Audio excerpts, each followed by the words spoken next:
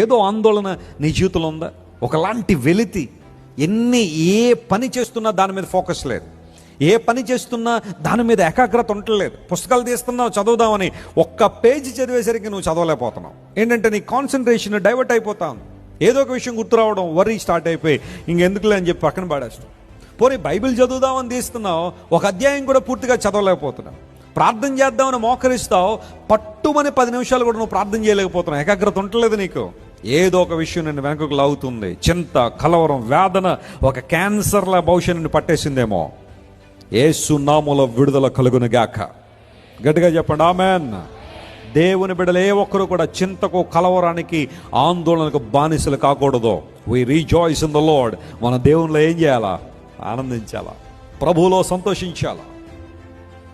సమస్త ఆనందముతో దేవుడు మనల్ని నింపుతున్నాడు. సమాధానంతో మనల్ని నింపే దేవుడు ఆయన. ఒకవేళ ఈరోజు నీ చేయి పట్టే చేయిలా ఉందేమో, దేవుడు ఒక రోజున పెట్టే చేయిగా మార్చబోతున్నాడు. నమ్మిన వారు దేవుని స్తోత్రం చెప్పండి. హల్లెలూయా. ఈరోజు ఒకవేళ నీ జీవితం తలదించుకున్న జీవితంలాగా ఉండొచ్చేమో, కానీ నీ జీవితం ఇప్పుడు అలాగే ఉండదు. ప్రియ సహోదరి, నీ తల ఎత్తే దేవుడు ఉన్నాడు. ఆయన ఒకరోజు నేను నిలబెడతాడు. ఆయన